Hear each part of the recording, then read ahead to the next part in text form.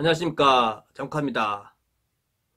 오늘의 뉴스는 부산일보 기사에 서울 뭉칫돈 유턴 부산 부동산 시장 또 흔드나 라는 제목의 기사가 났습니다. 12.16 부동산 대책 후폭풍이라는 것입니다. 먼저 영상을 보시기 전 우리 시청자님과 구독자님 정말 감사드리고 오늘도 좋아요 꼭 눌러주시기 바랍니다.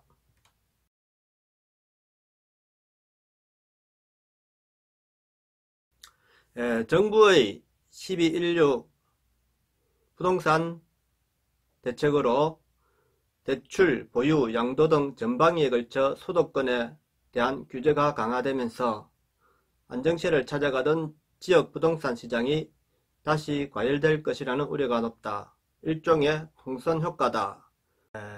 풍선효과라는 말을 썼습니다. 풍선효과를 제가 분양권 상한제 할 때 제가 이야기를 했죠. 서울 핀셋 강남하고 마용성을 핀셋 규제를 하니까 제가 그때 거기를 하면은 그 외곽 지역에 제가 먼저 뜨고 또 거기서 핀셋 규제를 확대하면은 그 외곽 지역에 뜬다고 이야기했죠. 그 말대로 계속 지금 이루어지고 있지 않습니까? 그죠? 제 말대로 진행이 되고 있죠.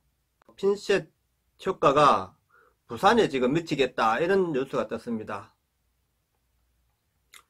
제 말대로 풍선효과를 하죠. 풍선효과인데 서울 집값과의 전쟁을 선포한 정부의 12.16 부동산 대책으로 회복시에 들어간 부산 부동산 시장이 다시 달아오를 조짐을 보이고 있다.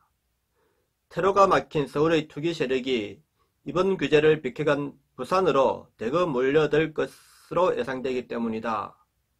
정부의 이번 대책으로 수도권의 일반 투자자들까지 부산을 에셋파킹이란 자산을 안전한 곳에 투자하는 것을 위한 대체 투자처로 삼아 자금 엑소더스에 나설 공산이 커 부동산 시장 교란과 이상 과열 등 추가 피해가 우려되고 있다.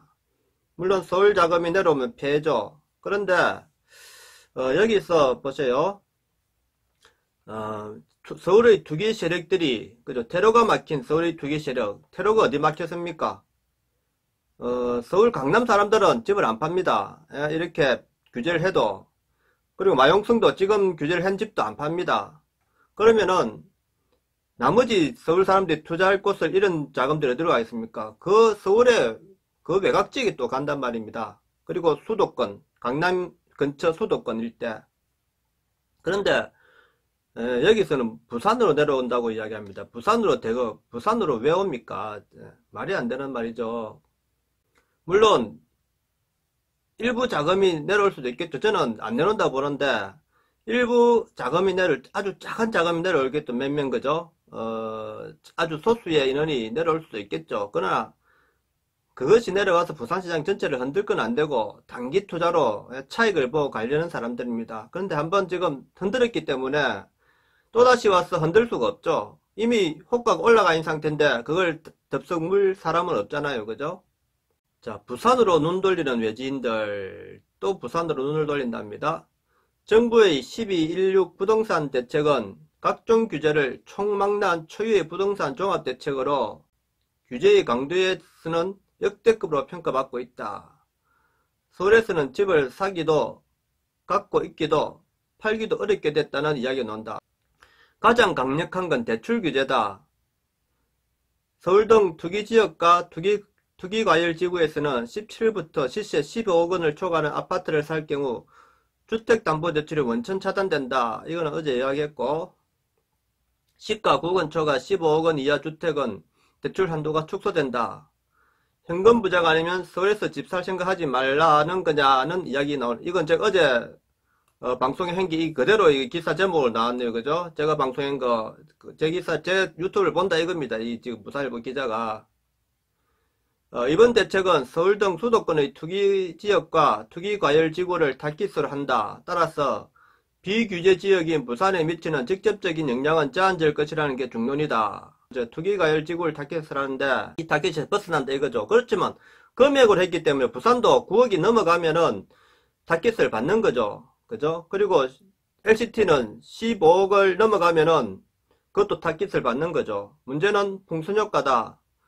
부동산 업계에서는 서울 부동산에 투자하려던 이들이 규제가 없고 상대적으로 저평가 있는 부산으로 뭉칫돈을 쌓아들고 몰려들 것이라 본다. 한번 몰려갔죠. 갔는데 왜 또 옵니까? 서울 매물 잠김 현상으로 거래 절벽에 부딪힌 이들도 대거 남아 행렬에 가시할 것으로 보인다. 서울에서 12억 원짜리 아파트를 살 경우 축소된 대출 한도를 적용하면 4억 2천만 원까지 빌릴 수 있어 자금 7억 8천만 원을 갖고 있어야 한다. 반면 해운대의 12억 원짜리 아파트 구입 때는 7억 2천만 원을 대출을 받을 수 4억 8천만 원만 있어도 집을 살 수 있다는 것이죠. 전세 끼고 사는데 뭐 이게 뭐 필요합니까? 전세 끼고 살 건데 그렇잖아요. 대출이 뭐 필요합니까? 서울에 비하면 절반의 투자금을 아파트로 살 수 있어 부산이 매력적인 투자 지역이네. 자, 제가 서울하고 부산하고의 부동산의 차이를 한번 또 말씀드릴게요. 서울은 집을 갖고 있는 사람이 유리합니다. 왜냐하면은 전세 세입자가 모든 인테리어를 다 합니다. 내부 인테리어를. 그런데 도배장판 이런 거 세입자가 해야 됩니다. 근데 부산은 주택 보유자가 해줘야 됩니다. 도배장판을. 그래서 서울 사람들은 원거리에 있어도 부동산에 맡겨놓으면 부동산 관리를 다 해줍니다. 그런데 부산에서는 그게 잘 안 되잖아요. 그죠? 세입자가 들어가고 나갈 때마다 도배장판 해줘야 되니까. 그래서 부산에 집 사는 거는 세입자가 나갈 때마다 또 도배장판 해주고 비용이 듭니다. 근데 서울 사람들은, 서울 부동산은 그렇게 돈이 많이 안 듭니다. 세입자가 들고 나가도 기본 우리가 공사를 해놨을 때 하자 또 이런 무슨 하자를 내면은 하자 그것까지 다 물립니다. 서울 사람들은. 그렇기 때문에 세입자가 절대로 이게 함부로 사용을 못합니다. 근데 부산은 안 그렇잖아요. 부산은 막 쓰고 나가잖아요. 세입자가 아파트 같은 거 뭐 들어가도 막 쓰고 나가잖아요. 그죠? 그래서 부산은 집을 갖고 있어도 손해라는 겁니다. 예, 부산 출신으로 서울에서 자리를 잡은 A씨는 서울 마포구에 14억원짜리 아파트를 대출을 끼고 구입할까 고려했는데 이번 조치로 대출을 받을 길이 막막해져 당분간 전세를 살아야 할 것 같다며 이참에 장기 투자형으로 유명한 부산의 재건축 아파트를 사는 것도 좋겠다 생각돼 현재 중개업소 등 매물을 알아보는 중이라고 말했다. 서울에 자리 잡은 A씨가 왜 마포구에 14억원짜리를 대출을 끼고 구입할겠는데 마포구에 14억원짜리 아니면 13억짜리 사면 되죠. 13억짜리 그죠. 12억짜리 사면 되고. 근데 부산으로 온다? 말이 안 되는 소리죠. 부산 기사는 이렇습니다. 그럼 서울 기사를 한번 볼게요. 자, 서울 조선비즈에 오늘 12월 13일자 기사에 집값 고공행진에도 폭발하는 거래량, 서울은 난리, 경기도는 더 난리. 자, 보세요. 서울을 비롯한 수도권의 주택 거래량이 지난 9.13 대책 이전 수준까지 빠르게 회복하고 있다. 자, 9.13 대책 이전까지 거래량이 빠르게 회복하고 있답니다. 분양시장에서는 청약 경쟁률이 수백 대 1이 예사로 나오고 미분양 주택은 빠르게 줄고 있다. 경매시장에서도 낙찰가율이 올라가는 등 집은 계속 잘 팔리고 있다. 정부가 분양가 상한제를 시행하고 정비사업장을 특별 점검하는 등 규제 고삐를 재지만 커져버린 실수요자의 불안감을 시장이 감당하지 못하는 형국이다. 자, 제가 항상 시장 경제 논리를 이야기했죠. 규제를 하면 할수록 폭등을 한답니다. 물가는 물가는 공급량은 줄어들고 그 공급량이 줄어든 가격은 폭등을 하는 겁니다. 폭등. 그러면은 전체 경제 기반을 흔든다 이거죠. 제 말은 역사가 증명해주지 않습니까? 13일 서울 부동산 정보광장 집계에 따르면 지난 11일까지 등록된 10월 아파트 매매 거래량은 1,350건을 기록했다. 부동산 대출 규제가 대폭 강화된 지난해 9.13 대책 이후 지난 2월 1,455건까지 급감했던 거래량이 서서히 늘더니 이제는 작년 최고치를 넘보는 상황이다. 자, 이제는 작년 최고치를 넘보는 상황이랍니다. 왜 서울 사람이 부산에 와서 집을 사겠습니까? 예? 이렇게 서울에는 거래량이 늘어나고 있는데 거래량 증가세가 잠시 주춤했던 8월보다는 56점. 8월달에는 부산 잠깐 내려갈 수 있겠죠. 그죠? 8월달에는. 그러니까 8월달에 거래량이 줄어드니까 부산에서 삭스리하고 올라간 겁니다. 부동산 거래 신고 기한이 거래일로부터 60일 이내 인점을 감안하면 실제 10월 거래량은 이보다 많다는 것입니다. 경기도에서는 아파트 거래가 가파르게 급증했다. 풍선 효과로 인해서 지금 경기도까지 몰렸다는 거죠. 10월 거래 신고된 아파트 매매 건수는 17,320건으로 8월과 비교하면 61.1%가 늘었다. 자, 10월달이 8월달보다 61.1% 늘었답니다. 거래량이. 서울보다 최근 증가속도가 가파른 세입니다. 서울보다 증가세가 서울하고 비슷하게 올라가네요.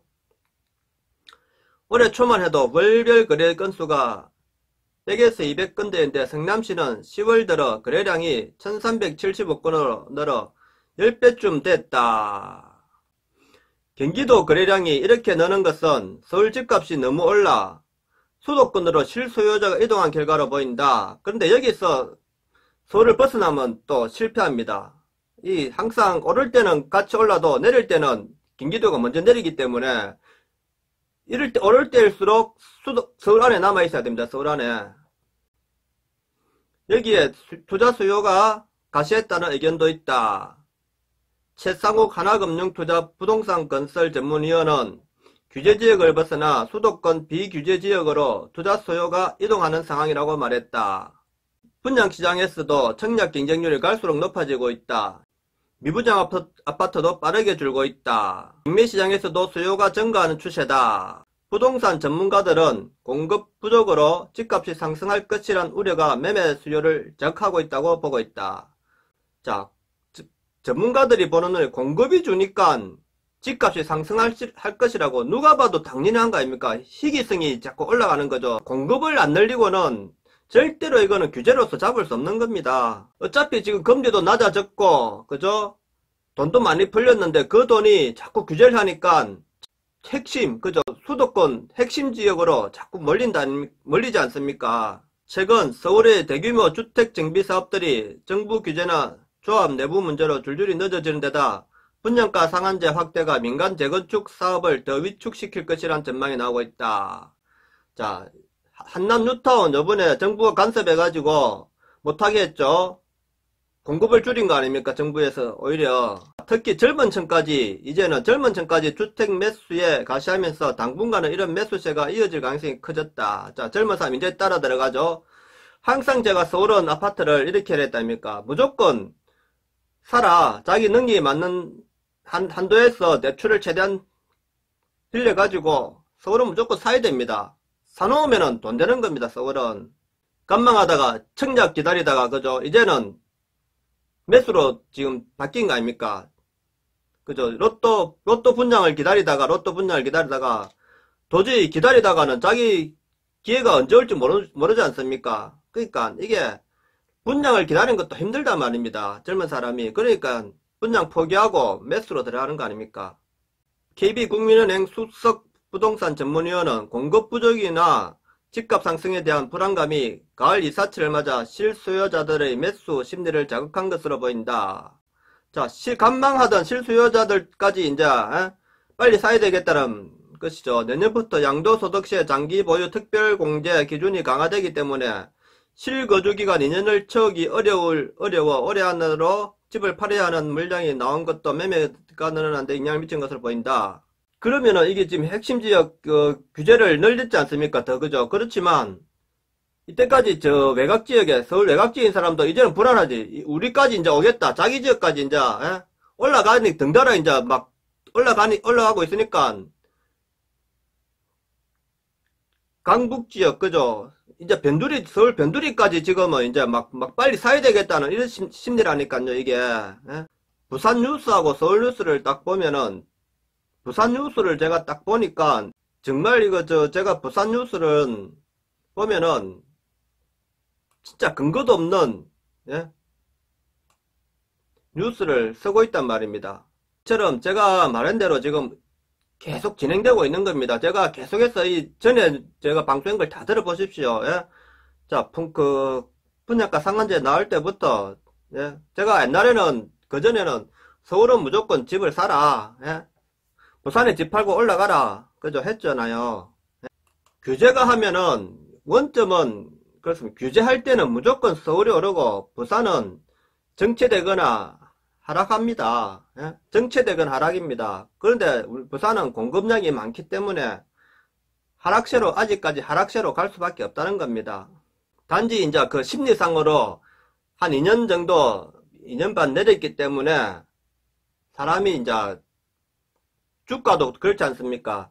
내리다가 잠깐 오르지만 또 내리는 거죠. 이게 곡선을 한번 더 타는 거죠. 이게 내리기 전에 한번 살짝 그 심리적으로 그 반등을 약간 한 거죠. 부산은. 그렇게 보셔야 됩니다. 이게 계속해서 뭐 내리는 게 쭉 내려가는 게 아니고 이게 계단을 타잖아요. 계단을. 그죠? 하락에도, 상승에도 계단을 타는 거고. 모든 게 그렇습니다. 주식하고 똑같습니다. 부동산. 단지 이 주식은 단기로 우리가 한 달 내로 이래 일별로 이래 주식은 변하지만은 부동산은 월별로 변하지 않는데 월별로 그러니까 그렇게 보시면 됩니다. 주식하고 부동산하고 차이점이. 자, 오늘 또 장국화의 부동산 이야기가 맞았다는 사실을 믿으시면서 자, 마지막에 좋아요 누르고 나가십시오. 그리고 구독 안 하신 분들 구독 부탁드립니다. 감사합니다.